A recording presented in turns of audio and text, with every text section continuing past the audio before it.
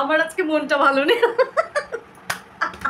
মনটা আজকে আমার একটু ভালো নেই, মনটা ভালো নেই। বেড়ালের বাচ্চাকে শেয়ারে তুলে দিকে মনটা আমার একদমই ভালো নেই, মনটা আমার একটুও ভালো নেই। তো ভিডিও শুরুতে যে পাগলামিটা করলাম সেই পাগলামিটা দেখে তোমরা আবার আমাকে পাগল ভেবো না। মানে মন খারাপ না হলেও যে এরকম হাসা যায় সেটা আমি আজকে জানতে পারলাম, বুঝতে পেরেছ?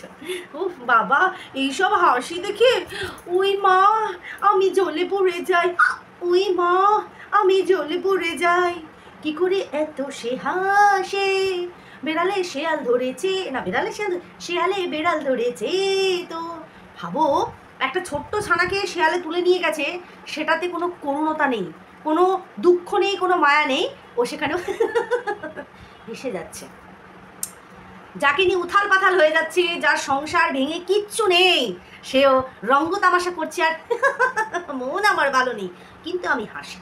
এরকমই একটা স্প্লিট পার্সোনালিটি ক্যারেক্টার আমরা কিন্তু চোখের সামনে দেখতে পাচ্ছি। প্রচণ্ড ব্যস্ত, প্রমোশনের কাজ করতেই পারছে না, আসলে অঘাত হয়ে গেলে যেটা হয়, তাই না? মানুষ প্রমোশনের, আমি সত্যি তোমাদের বলছি, মানে এই যে প্রমোশনাল বিষয়টা, আমি জানি আমার দৌড় কদ্দূর, ঠিক আছে, মানে আমার চ্যানেলে তো কোনোদিনও মাথা দিয়ে প্রমোশনাল ভিডিও নিয়ে আসেইনি, আমাকে বদারই করে না। শুধু আমি একটা জিনিসই বলি, কাজ ভাগ্য করে মানুষ পায়, সেই কাজটাকে সম্মান করতে হয়, সেই কাজটাকে রেসপেক্ট করতে হয়। কিন্তু এখানে সময় করে উঠতে পারছে না, একটা ব্র্যান্ড প্রমোশন করে একজনের তারা আছে তাকে দেবে, বুঝতে পারছো? কাজের খাইটা, কাজ দিচ্ছে মানুষ, কিন্তু কাজের যে কি বলবো একটা ডেডিকেশন, সেখানে কিন্তু জিরো। কারণ মনটা ভালো নেই, তো ভীষণ বিজি যায়। কি ছেড়ে, মানে গাছের পাতা ছেড়ে, না বইয়ের পাতা ছেড়ে, না বাচ্চার পেছনে দৌড়াদৌড়ি করতে হয়, কী করে যে এত ব্যস্ত? সংসার নেই, ধর্ম নেই, সারাদিন খাচ্ছে আর লুডোর ছক্কাপু। তো তার জীবনে ব্যস্তটা আবার কি জিনিস?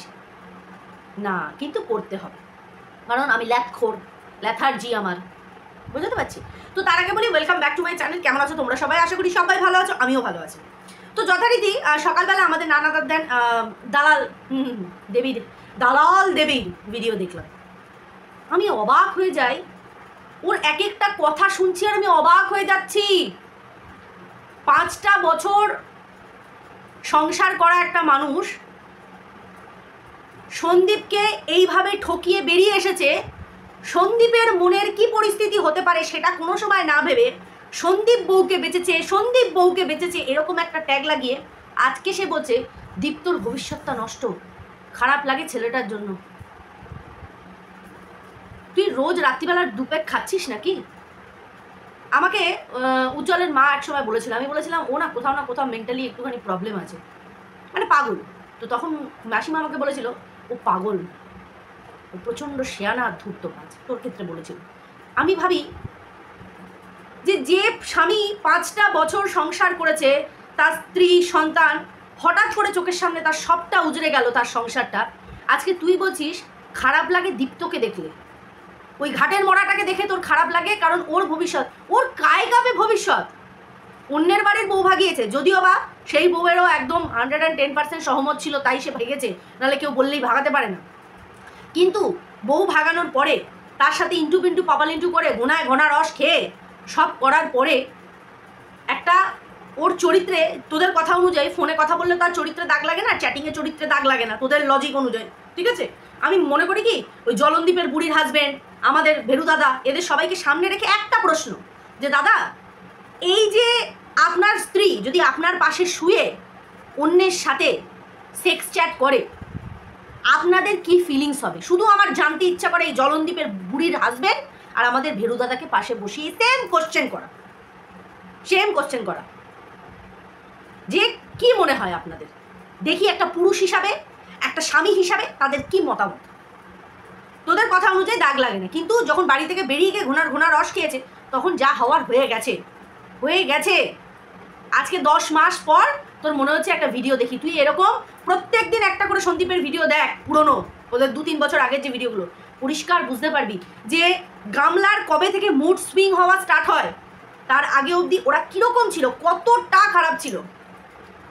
ওখানকার নাম করা মাদারসাট কৃষ্ণনগরের, সেখান থেকে কিভাবে খাবার অর্ডার করেছে, খেয়েছে, কেন খাবে না? বউয়ের স্বাচ্ছন্দ্যে কোনো রকম ত্রুটি রাখেনি? আজকে যে সন্দীপের ওপর ব্লেমগুলো দেওয়া হয় না, যে he is a bad husband, domestic violence করেছে তার স্ত্রীর ওপরে, এগুলো সমস্তটা নিজেকে ক্লিন রাখার জন্য সে লাগিয়েছে, এগুলো কিচ্ছু না। আমরা তো সন্দীপকে উঁচু গলায় কথাও বলতে, মানে যদি রেগেও যায় তাহলেও উঁচু গলায় কথা বেরোচ্ছে না তার, চোখ দিয়ে জল বেরিয়েছে যেদিন ওর দিদি বলেছিল যে কৃষাণু চলে যাক ওর মায়ের কাছে, দিয়ে দে ওর মাকে। সবটাই নাটক লাগে? এটা হতে পারে কখনো যে এভরিথিং ইজ ড্রামা? সবটা নাটক। আজকে তুই বলছিস দীপ্তকে দেখলে খারাপ লাগে, হুলকে দেখলে খারাপ লাগে, যত পরকীয়ারত যে পুরুষগুলো আছে যাদের সাথে প্রেম প্রীতি করে বাড়ির বউগুলো বেরিয়ে গেছে তাদেরকে দেখলে তোর খারাপ লাগে।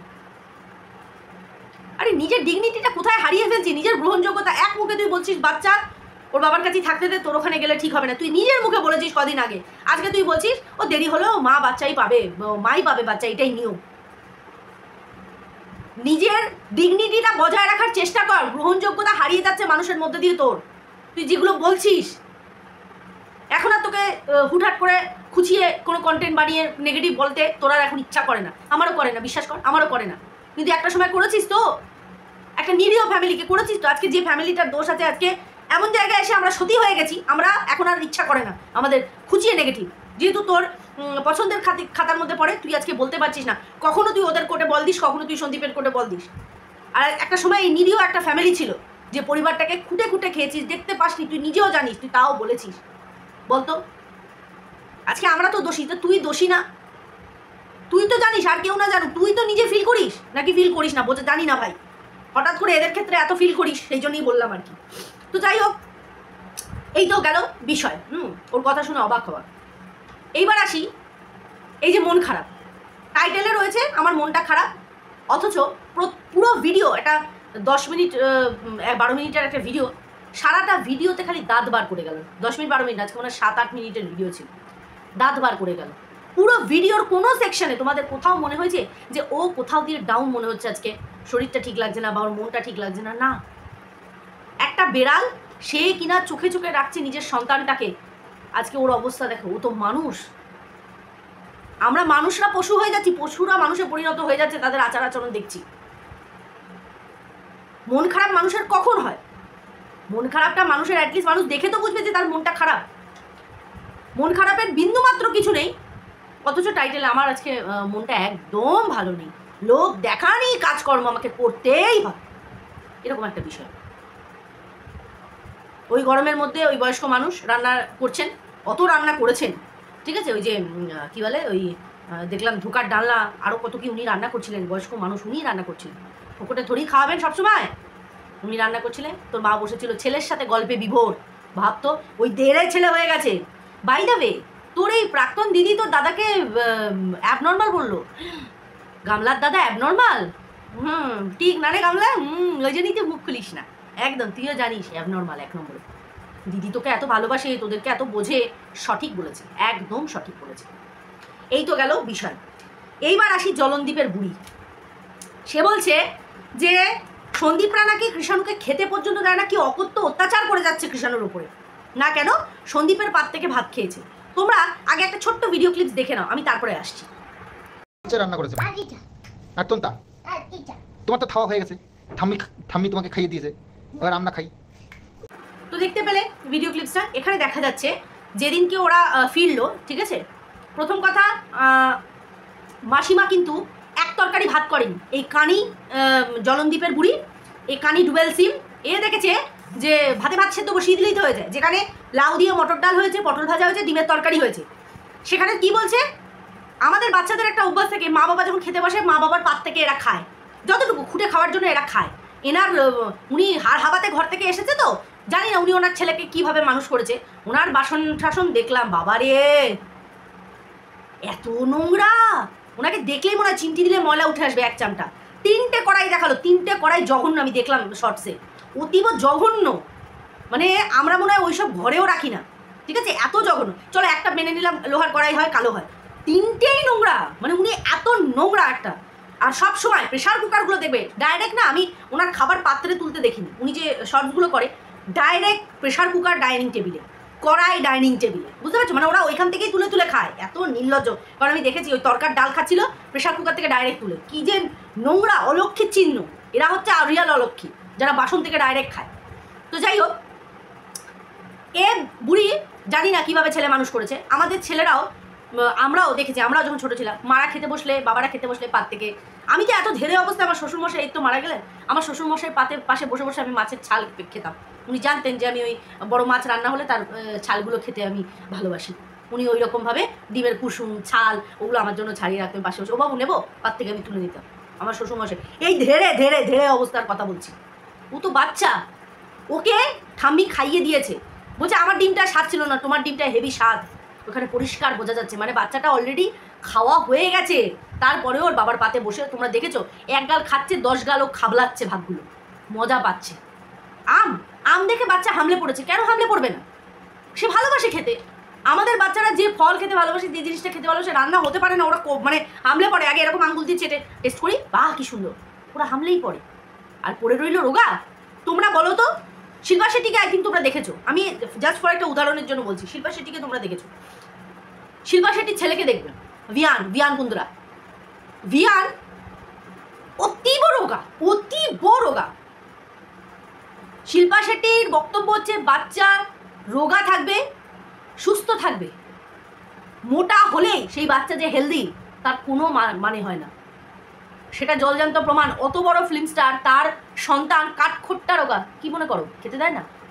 রিতেশ দেশমুখের 2 ছেলেকে দেখবে, এই খেতে দেয় না, না খেয়ে রেখে দেয় তারা। এই যে কারিনা কাপুরের বড় ছেলে যখন তাইমুর, আমরা দেখেছিলাম বেশ গলমটল ছিল, এখন দেখো এই চেহারা। তার মানে বাচ্চাদেরকে খেতে দেয় না। আমার নিজের বড় ছেলে ফুটবল খেলে এই চেহারা, আমি বরঞ্চ পিছনে লেগে থাকি, বাবা খা দিবি, অ্যাক্টিভ বাচ্চা। তো আমার জায়ের ছেলে এই রোগা। তো আর এরকম অনেক বাচ্চাকে দেখেছি যারা কিনা ফুটপাতে, প্ল্যাটফর্মে থাকে, কি খায় তারা আমরা তো জানি, তারা দেখতে পাই, যা কুড়িয়ে কাটিয়ে যা খায়, এক একটা বাচ্চাকে দেখবে ঘোবলা বড়া একবার, এইটুকু। অযত্নের ফল আর যত্নের ফল। বাচ্চা রোগা থাক, বাচ্চা সুস্থ থাক। বাচ্চা রোগা আছে মানে ঠাকুমা, মা, এই বাবা, তারা খেতে দেয় না, বাচ্চাকে যত্ন দেয় না, এই ধরনের মিথ্যাবাদী কথাবার্তা যারা বলছে তাদের মাথায় বাজ পড়বে। অপদার্থ অপয়াগুলো নিজেরা গুয়ে গোবরে খেয়ে বেঁচে থাকে, তারা বিচার করতে আসে সন্দীপদের বাড়ি। তোরা উখড়ে আঁটি বেঁধে নে, মা পাক আগে বাচ্চা, তারপরে গুনগুন করবি তোরা, গুনগুনানি মাসি।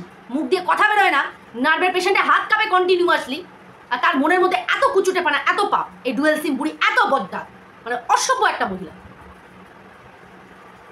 বাচ্চাটাকে খেতে দেয় না। দেখো সন্দীপকে বলছে, মাসিমাকে বলছে, সে তো বলেই যাচ্ছে ওনার ধর্ম সেটা, বাট বাচ্চাটাকে খেতে দেয় না, এত বড় একটা অ্যালিগেশন। নির্লজ্জ মহিলা একটা, না জেনে না শুনে খালি মা।